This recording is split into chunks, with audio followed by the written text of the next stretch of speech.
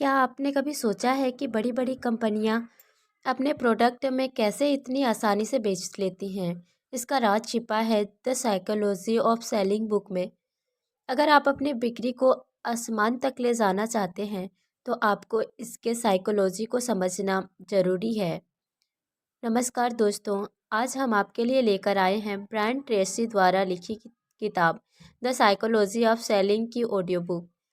इस audio book में आप जानेंगे कि सेलिंग के साइकोलॉजी को समझकर आप कैसे अपने बिक्री कौशल को निखार सकते हैं, ग्राहकों के मन में अपनी जगह बना सकते हैं और अपने इनकम को बढ़ा सकते हैं। अगर आप इस ऑडियो बुक को पूरा सुन लेते हो तो आप कस्टमर को कुछ भी बेच सकते हो। जी हाँ, कुछ भी। तो चलिए शुरू करें आज का रोमांचक सफ़र। Chapter number 1, the inner game of selling, बिक्री का आंतरिक खेल। ट्रेसी ने अपनी पुस्तक की शुरुआत यह समझाते हुए की है कि सेल्स पर्सन क्यों महत्वपूर्ण है और वे किसी भी व्यवसाय में सिर्फ 20% प्रतिनिधियों में कैसे शामिल हो सकते हैं। वे बताते हैं, हमारे समाज में धन की एकमात्र वास्तविक निर्माता व्यवसाय है और किसी भी व्यवसाय में सेल्स पर्सन सबसे महत्वपूर्ण लोग होते हैं। ट्रेसी आगे कहते हैं, बिना बिक्री के सबसे बड़ी और सबसे परिष्कृत कंपनियां बंद हो जाती है। अगर यह आपको आज ऑफिस जाने के लिए उत्साहित नहीं करता है तो मुझे नहीं पता कि क्या करेगा। जबकि एक जीवंत बिक्री टीम सफलता के लिए महत्वपूर्ण है, हर कोई महानता के लिए बाध्य नहीं है। 80/20 रूल ट्रेसी के लिए उनके करियर की शुरुआत में एक आंख खोलने वाला था। वह जानता था कि शीर्ष 20% सेल्स पर्सन में शामिल होने के लिए उसे जीतने की अवधारणा का पालन करने की आवश्यकता होगी, जो कहती है क्षमता में छोटे अंतर से परिणामों में बहुत बड़ा अंतर हो सकता है। उनका मानना है कि अगर सेल्स पर्सन बिक्री के मुख्य क्षेत्रों में थोड़ा बेहतर होने पर ध्यान केंद्रित करते हैं तो इससे आय में असाधारण अंतर आता है। ये 7 मुख्य परिणाम क्षेत्र हैं। नंबर 1, पूर्वेक्षण। नंबर 2, इमारत तालमेल तालमेल। नंबर 3, आवश्यकताओं की पहचान।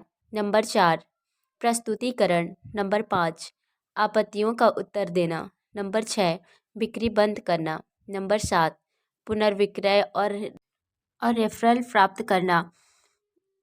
का यह भी मानना है कि सेल्स पर्सन की आत्म अवधारणा सफलता के लिए महत्वपूर्ण है।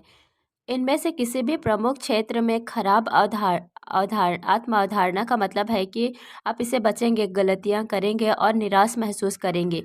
ट्रेसी का तर्क है कि अगर आपके पास प्रोस्पेक्टिंग के बारे में सकारात्मक अवधारणा है तो यह आपके लिए कोई समस्या नहीं होगी। हर दिन अवसरों से भरा होता है और आपकी पाइपलाइन हमेशा भरी रहेगी। हालांकि अगर आपकी आत्म अवधारणा खराब है तो आप संभावनाओं को कुछ ऐसा मानेंगे जिससे आपको डर और चिंता हो। सेल्स कॉन्सेप्ट भी इस बात को प्रभावित करता है कि सेल्स पर्सन कितना कमाता है। अगर आप खुद को $50,000 सालाना वाले व्यक्ति के रूप में देखते हैं तो आप लगातार ऐसे व्यवहार में लगे रहेंगे जिससे आपकी आय $50,000 पर बनी रहे। वे कहते हैं, लेकिन अगर आप अपने थर्मोस्टेट को रिसेट करते हैं तो आप अपने मूल्य और अपने काम के मूल्य की अपनी आत्म धारणा को समायोजित कर सकते हैं। अपनी आत्म सीमित मान्यताओं को चुनौती देने के लिए इस तरह के कदम उठाकर आप अपने आत्मसम्मान और अपनी बिक्री के प्रदर्शन को बढ़ाएंगे। ट्रेसी कहते हैं, सफल लोग अपने आंतरिक संवादों को नियंत्रित करते हैं। एक सफल व्यक्ति सफल विचार सोचता है। दोस्तों, आपसे एक निवेदन है, अगर आपको हमारी ऑडियो बुक पसंद आ रही हो तो प्लीज़ लाइक और कमेंट करके ज़रूर बताएं ताकि हमें पता चल सके कि वैल्यू आप तक पहुंच रही है। बाय द वे, अब टॉपिक पर वापस चलते हैं। Chapter 2, set all your sales goal and achieve them. अपने सभी बिक्री लक्ष्य निर्धारित करें और उन्हें प्राप्त करें। क्या आप लक्ष्य उन्मुख हैं? ट्रेसी का तर्क है कि लक्ष्य उन्मुखता की गुणवत्ता आपकी सफलता के स्तर से जुड़ी हुई है। उदाहरण के लिए, एक विक्रेता को बिक्री गतिविधियों पर ध्यान केंद्रित करने के लिए यह पता होना चाहिए कि वे एक वर्ष में कितना कमाना चाहते हैं। विक्रय कर्मियों के पास निम्नलिखित क्षेत्रों में लक्ष्य होने चाहिए। नंबर 1, वार्षिक आय लक्ष्य। अगले 12 महीनों में आप कितना कमाना चाहते हैं? इस लक्ष्य को तय करने के लिए अपनी अब तक के सबसे ज़्यादा आय वाले साल को लें और उस संख्या को 25 से 50% बढ़ाएं। नंबर 2, वार्षिक बिक्री लक्ष्य। अपने आय लक्ष्य को प्राप्त करने के लिए आपको कितना बेचना होगा। नंबर 3, मासिक और साप्ताहिक लक्ष्य। अपने आय और मासिक बिक्री लक्ष्यों को साप्ताहिक बिक्री और आय लक्ष्यों में विभाजित करें। नंबर 4, दैनिक बिक्री लक्ष्य। यदि आपका वार्षिक आय लक्ष्य $50,000 है तो उस संख्या को 52 से विभाजित करें ताकि आपको प्रति सप्ताह औसत प्राप्त करने के लिए आवश्यक संख्या मिल सके। वहाँ से उस संख्या को दिन के हिसाब से विभाजित करना आसान है ताकि आप जान सकें कि आपको वास्तव में कितना कमाने की आवश्यकता है।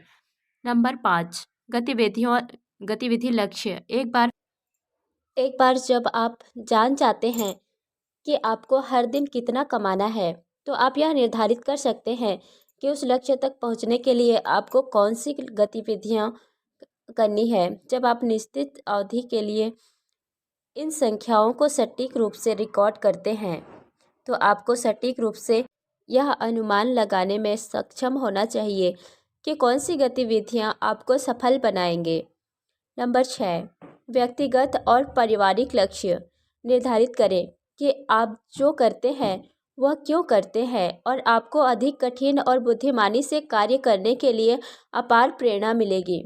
ट्रेसी 100 लक्ष्य लिखने की सलाह देते हैं जिन्हें आप आने वाले सालों में पूरा करना चाहते हैं। उन्हें लिखकर आप खुद को उन्हें प्राप्त करते हुए देखना शुरू कर देंगे।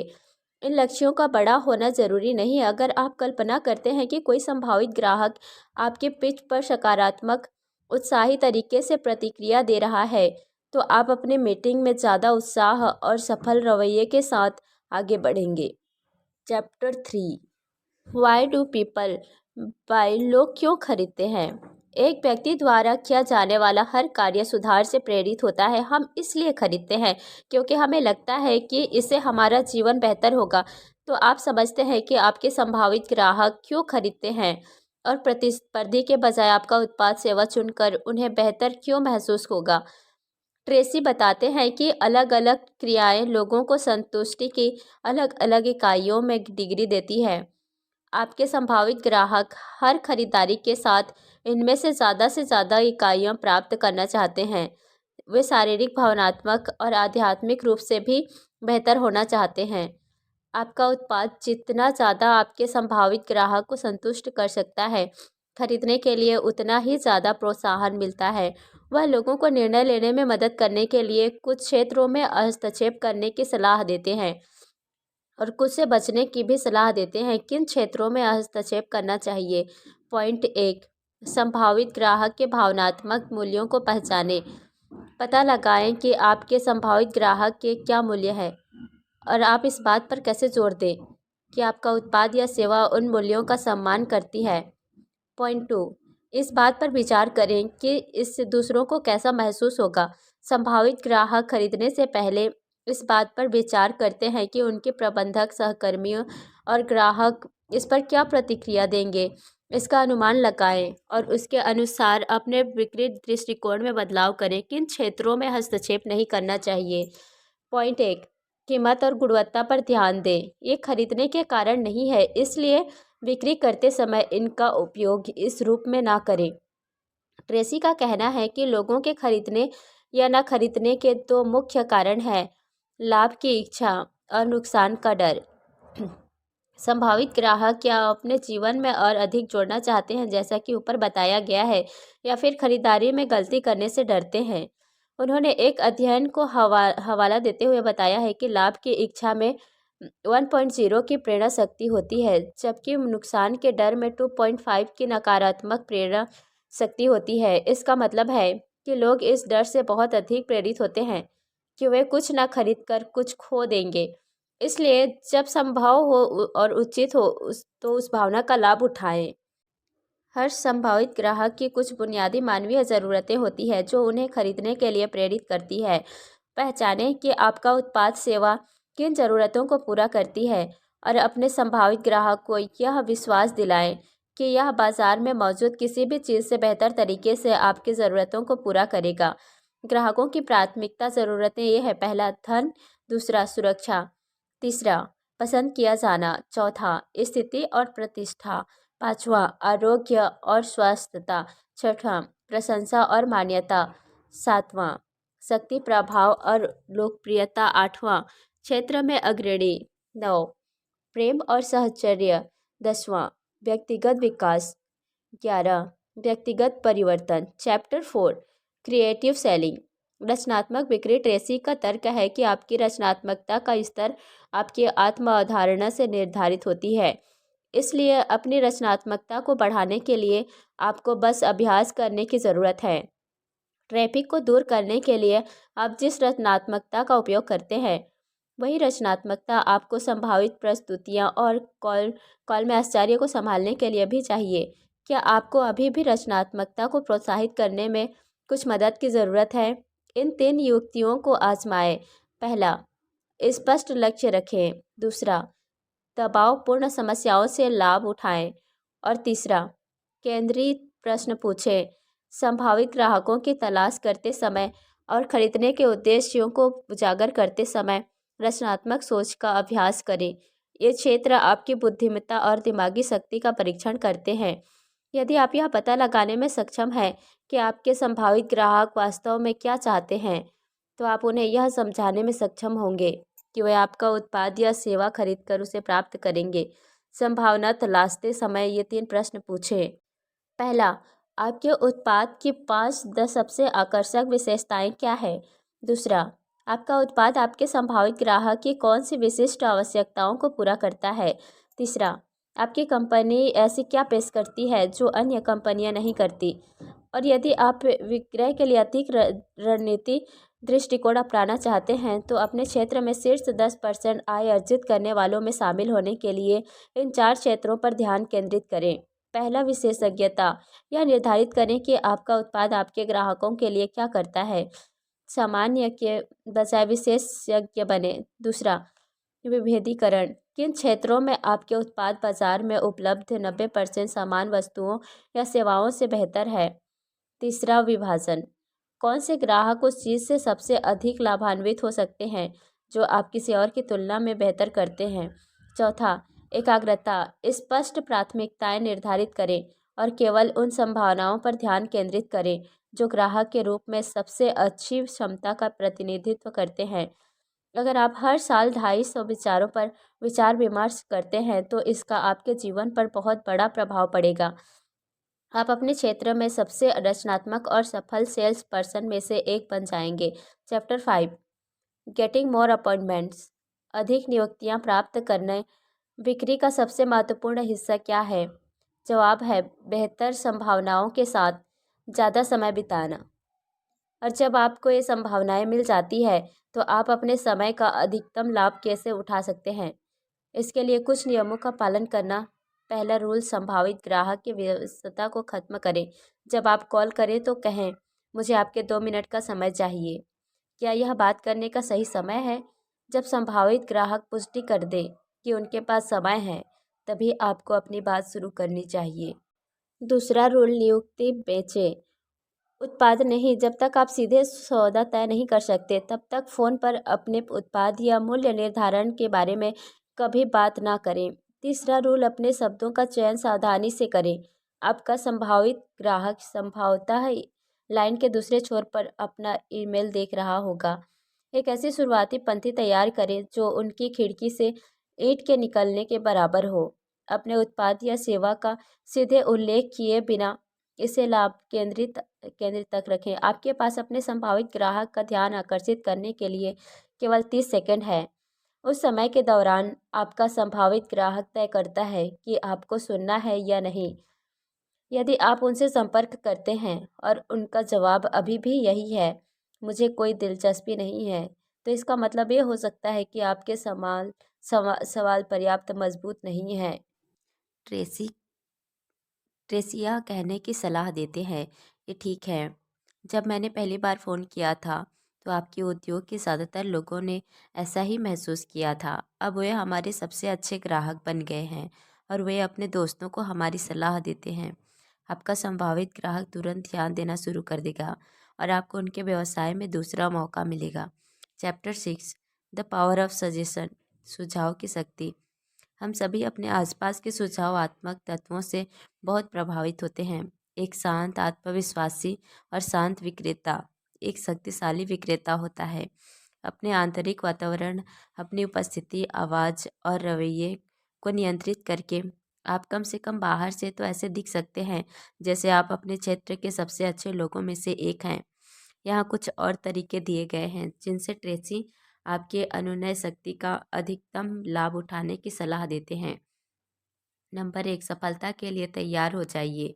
नंबर 2, अपनी प्रस्तुति का अभ्यास करें। नंबर 3, अपने कार्यालय को उन्नत करें।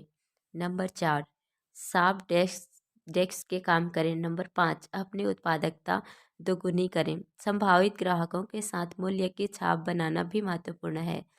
सकारात्मक शारीरिक भाषा का उपयोग करके शुरुआत करें। सीधे बैठकर और आगे की ओर मुँह करके मजबूती से हाथ मिलाकर और अपनी मीटिंग के दौरान शोर और व्यवधान को कम करके आप संभावित ग्राहकों को विचलित होने के कम कारण देंगे। चैप्टर 7, सेलिंग यानी बिक्री करना। आपके मुंह से निकले पहले शब्द आपकी बिक्री प्रक्रिया के बाकी हिस्से के लिए दिशा तय करते हैं और अंततः या तो बिक्री या अस्वीकृति। ज़्यादातर संभावित ग्राहकों में सामान्य बिक्री प्रतिरोध होता है। यह सामान्य है और आत्मरक्षा का एक रूप है। इसे लड़ने के बजाय इसे समझें और अपने संभावित ग्राहक की बाधाओं को तोड़ने का प्रयास करें। बिक्री प्रतिरोध से प्रभावी ढंग से निपटने के 2 तरीके हैं। पहला तरीका, दृष्टिकोण समापन। यह समापन आपके द्वारा अपने प्रस्तुति देने के बाद संभावित ग्राहक को निर्णय लेने के लिए सहमत करता है। अपने संभावित ग्राहक को यह कहने देने के बजाय कि मुझे इस बारे में सोचने दीजिए या मुझे इस पर बात करने की ज़रूरत है, और इसके बाद बात खत्म हो जाती है। जवाब दें, आराम करें, मैं अभी आपको कुछ बेचने की कोशिश नहीं कर रहा हूँ। मेरी यात्रा का उद्देश्य यह नहीं है। फिर आगे कहें, मैं बस इतना चाहती हूँ कि आप खुले दिमाग से मेरे द्वारा दिखाए जाने वाले उत्पाद को देखें। यह निर्धारित करें कि क्या यह आपकी स्थिति पर लागू होता है, और हमारी बातचीत के अंत में मुझे बताएं कि क्या यह उत्पाद समझ में आता है। दूसरा तरीका, प्रदर्शन समापन। आप बिक्री वार्तालाप में इस तकनीक का उपयोग आरंभ में कर सकते हैं। आरंभ करें, मैं आपको आज बाजार में उपलब्ध सर्वश्रेष्ठ प्रोडक्ट दिखा सकता हूँ। क्या आप अभी 100 रुपये निवेश करने की स्थिति में हैं? वार्तालाप का फोकस तुरंत क्या आप मेरी बात सुनेंगे से हटकर यदि मैं सौदे के अपने हिस्से को पूरा कर सकता हूँ तो आप कितना निवेश कर सकते हैं पर आज पर आ जाता है। खरीदारों के विभिन्न व्यक्तित्व प्रकारों को समझना भी महत्वपूर्ण है। ट्रेसी का दावा है कि 6 बुनियादी प्रोफाइल हैं। नंबर 1, उदासीन क्रेता। इस क्रेता का मन बदलने की कोशिश करने के बजाय अपना समय बचाएं और किसी ऐसे व्यक्ति के पास जाएं जो खरीदने की अधिक संभावना रखता हो। नंबर 2, आत्म साक्षात्कार करने वाले खरीदार। वे ठीक से जानते हैं कि उन्हें क्या चाहिए। इन यूनिकॉर्न संभावना का अधिकतम लाभ उठाएं और उन्हें किसी ऐसी चीज़ के लिए बनाने की कोशिश ना करें जिस पर उन्होंने पहले से ही अपना दिल नहीं लगाया हो। नंबर 3, विश्लेषणात्मक खरीदार। ये खरीदार आत्मनिर्भर और कार्य उन्मुख होता है। इन संभावनाओं के साथ धीमे और सटीक रहें। आप जो कुछ भी कहते हैं उसे कागज पर साबित करने में सक्षम हो और प्रत्येक लाभ के साथ सटीक रहें ताकि उनके लिए खरीदना आसान हो जाए। नंबर 4, रिलेटर खरीदार एक संबंध उन्मुख खरीदार हैं। वे मदद करने वाले व्यवसायों की ओर आकर्षित होते हैं और पसंद किए जाने को पसंद करते हैं। बिक्री करने के लिए अन्य खुश ग्राहकों पर ध्यान केंद्रित करें, संबंध बनाएं और उन्हें जल्दबाजी में ना डालें। नंबर 5, ड्राइवर खरीदार। एक खरीदार सीधे, अधीर और संक्षिप्त होते हैं। इन खरीदारों से सीधे मुद्दे पर बात करें क्योंकि वे व्यस्त और व्याकुल होते हैं। नंबर 6, सामाजिक खरीदार। इस प्रकार के संभावित ग्राहक उपलब्धि उन्मुख होते हैं। जैसे ही आप किसी समझौते पर पहुंचते हैं, उसे कागज पर लिख लें और तुरंत उन्हें एक प्रति भेज दें। समझें कि आपके खरीदार का व्यक्तित्व कैसा है और अधिक सफल समापन के लिए अपने दृष्टिकोण को अनुकूलित करें। हमेशा की तरह ध्यान से सुनें, जवाब देने से पहले रुकें, स्पष्टीकरण के लिए सवाल करें अपने शब्दों में व्याख्या करें और खुले आम सवालों का इस्तेमाल करें। चैप्टर 8, 10 की स्टोर की सक्सेस की बिक्री में सफलता की 10 कुंजियाँ। अंतिम अध्याय में ट्रेसी बिक्री में सफलता के लिए 10 कुंजी बताते हैं। नंबर 1, वह करो जो तुम्हें करना पसंद है। नंबर 2, तय करें कि आप क्या चाहते हैं। नंबर 3, दृढ़ता और दृढ़ संकल्प के साथ अपने लक्ष्य का समर्थन करें। नंबर 4, आजीवन सीखने के लिए प्रतिबद्ध रहें। नंबर 5, अपने समय का सदुपयोग करें। 6, फॉलो लीडर। 7, चरित्र ही सब कुछ है। नंबर 8, अपने जन्मजात रचनात्मकता को उजागर करें। नंबर 9 ही स्वर्णिम नियम का पालन करें। और लास्ट, सफलता की कीमत चुकाएं। जब आप इन कुंजियों का पालन करते हैं तो आपका भविष्य सीमित होता है, जैसा कि ट्रेसी कहते हैं। अभी आपके अंदर आपके जीवन में पहले से कहीं ज़्यादा होने, ज़्यादा करने और ज़्यादा पाने की क्षमता है। वह आगे कहते हैं, बिक्री के अपने चुने हुए पेशे में पूरी तरह से उत्कृष्ट बनकर आप अपने सभी लक्ष्य प्राप्त कर सकते हैं और अपने सभी पूरे सपने पूरे कर सकते हैं। तो दोस्तों, ये थी ब्रायन ट्रेसी की book the psychology of selling book की full audio book. I hope आपको ये वीडियो पसंद आई होगी। ऐसे और भी दिलचस्प ऑडियो बुक हमारे यूट्यूब चैनल पर उपलब्ध है। चैनल पर ज़रूर विजिट करें। धन्यवाद।